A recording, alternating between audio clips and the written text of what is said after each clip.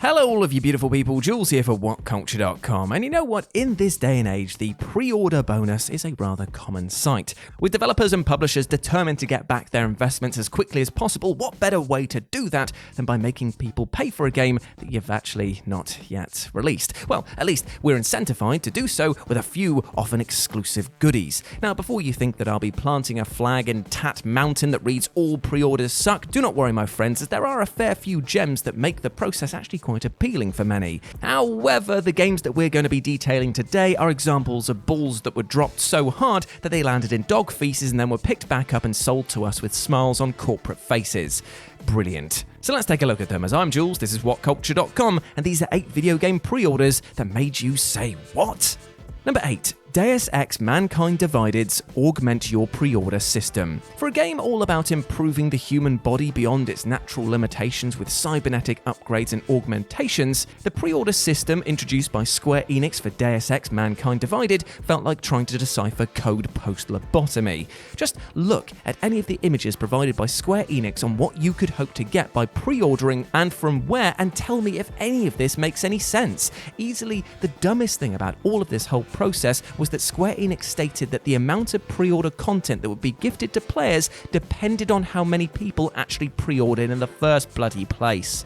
This led, obviously, to a huge backlash from consumers, pointing out that they were already doing the publisher a favour by pre-ordering at all, so locking content off and teasing them with potentially more was a terrible move. Plus, according to their wonderfully gold chart, no one single version of the game included every pre-order bonus, meaning that it was literally impossible to get everything without multiple pre-order juggling, which is a feature that precisely nobody wanted to do. Thankfully, though, the campaign was cancelled pretty shortly after. Number 7. GRIFFY, Ni no Kuni. Whereas a lot of the pre-orders on this list will have players cry out, what, because of their lack of worth or general cheek, GRIFFY, the pre-order familiar bonus that one could get from the original Ni no Kuni, left players flabbergasted because it was so utterly broken. Most familiars in this game find themselves rotated out fairly quickly due to newer and more powerful pets taking their place. However, GRIFFY, well, he was an absolute unit, trivializing battles to the point where it felt like playing on bloody easy mode. As a result, gamers who had this powerful pal in their roster breezed through the game and likely found it less than impactful as a result. And those that didn't have GRIFFY were willing to pay through the nose for the privilege. At one point in time, codes for this furry fiend were going for upwards of 50 quid, making it a pre-order that you could effectively sell to offset the price of the entire game that you were playing. And that made me say, what? Number 6. Sony's separate PlayStation 5 queue. What? This was likely the sound heard all over the world the day that the PS5s went up for pre-order, as while Sony had promised not just the world with their newest console but also the entire universe when it came to what this machine might be able to do down the line, they failed to actually deliver where it counts, aka actually making enough consoles to meet demand. Stories of sites exploding under the pressure of increased traffic, of retailers putting up pre-orders early, and of scalpers who'd somehow managed to secure about 40 consoles to themselves were absolutely rife, as was the outcry from fans when Sony announced its rather bizarre method to possibly, maybe at a push, give them a chance to own one through pre-ordering directly with them. Now here, Sony announced that if you registered with them, then you'd possibly be sent a code that let you then pre-order the console. Now remember, that's not a guarantee to get one, just the chance to enter a smaller potluck draw while also giving them and their third-party friends all of your contact details. Brilliant. The fact that it's still hard to get hold of a console today shows how ill-prepared that Sony was. And it's still a pre-order mess that we're reeling from. Number 5. Broken watches. Zero-time dilemma. Now, in terms of delivering pre-orders actually worth giving a damn about, developer Axis were on a bit of a hot streak, seeing as their previous pre-order tie-ins for the Zero Escape franchise had been of brilliant build quality.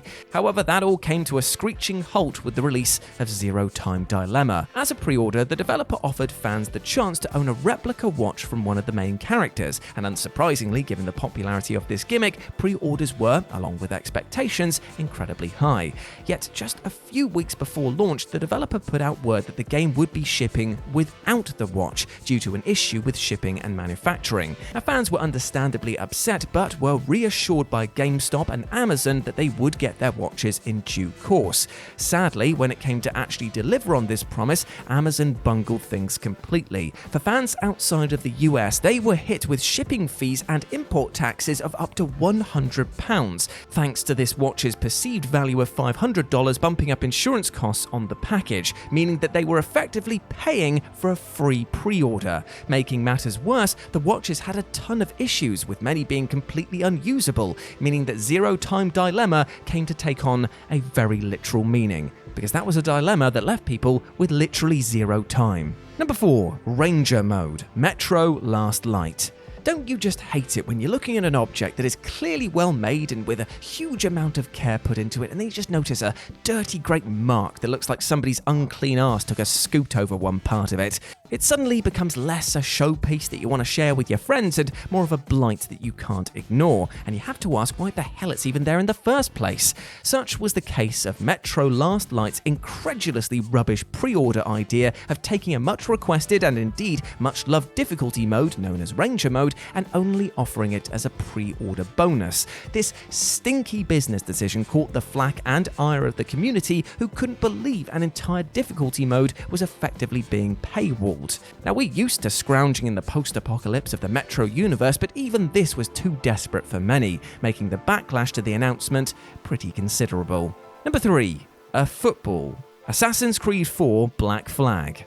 When somebody says the words Assassin's Creed, your mind might instantly begin to conjure up images of parkour acrobatics, of hooded figures leaping from rooftops, of deadly games of cat and mouse, of everyone's favourite hero Desmond, and of course, a 3-point field goal. Wait a minute, one of these doesn't sound right. I know what it is. Desmond wasn't anyone's favourite. All kidding aside, for some unknown reason, Ubisoft agreed to the bizarre pre-order bonus of an American football for people who ponied up the cash early when it came to Black Flag's launch window. Now, as a man who has little to no interest in American football, I am still aware that there was a team called the Pirates back in the day, and also that there's another team called the Tampa Bay Buccaneers. But unless Black Flag was aiming to hit those two markets and only those two markets, that seems like a very odd choice. Still, if you wanted to lob around a branded ball with only the loosest possible connection to a video game, this is your chance. Number 2. Potions? POKÉMON Omega Ruby and Alpha Sapphire Dual Pack. Now, the Pokemon franchise has never really had to try hard to shift units, what with the ever-rabid fan base willing to part with Poké pennies each and every time a new edition emerges from the long grass. Maybe as a result, it might explain why Game Freak has been pretty terrible at offering incentives for people to pre-order the games. Take, for example, the outstandingly bad pre-order for the Omega Ruby and Alpha Sapphire Dual Pack from Amazon, which would reward all would-be trainers with admittedly 2 brilliant games in one, but also a code for a whopping 200 potions. Potions? Are you kidding me? In a series in which full restores are pretty much the minimum that most trainers will accept, you're handing out 200 potions. Oh, I can't wait to glug about 20 of these in order to make a dent on my HP bar. This is even worse than the previous pre-order code that gave players 200 Pokeballs, because at least with that they could at least spam the bloody things to at least catch something. And number 1, an exclusive ship, Destiny. Right, so let me set the scene. You've just heard the tale of a fantastical new sci-fi loot and shoot experience known as Destiny. It's made by the magical minds behind the Halo series, and it's looking to be all sorts of explosive fun. With every image that drips into the public conscious, your wallet heaves and strains as it tries not to burst open and drown Bungie with pre-order pennies. And then it happens. Bungie announces that one of their pre-order bonuses for Destiny is an exclusive ship that will ferry you from planet to planet. The wallet, oh no, like a dam, it bursts and coins rain into the hungry mouths of the developers and Activision, their publisher. It's a shame then that this pre-order turned out to be less ship and more shit, as the new spacecraft that you got was actually only ever visible in loading screens and had no impact elsewhere on the game, meaning that while you stared at Destiny's lengthy load times, all you were reminded of was that you basically paid extra for a non-interactive wallpaper. Cheers. And there we go, my friends. Those were 8 video game pre-orders that made you say, what? I hope that you enjoyed that, and please let me know what you thought about it down in the comment section below. As always, I've been Jules. You can go follow me over on Twitter at RetroJ0, or you can swing by Live and Let's Dice. That's Dice with a C, where I do all of my streaming outside of work, and it'd be great to see you over there, my friends. But before I go, I just want to say one thing. I hope that you're treating yourself well, both mentally and physically, my friend. And doing that is the pre-order on a healthy and happier life. Put in the groundwork now, the little things, the extra incentives to make future dividends pay off big. Plus, you deserve all the best things in life, like love, happiness, and success, and I hope that you are achieving those goals. Big love from me to you, my friend. As always, I've been Jules. You have been awesome. Never forget that, and I'll speak to you soon. Bye.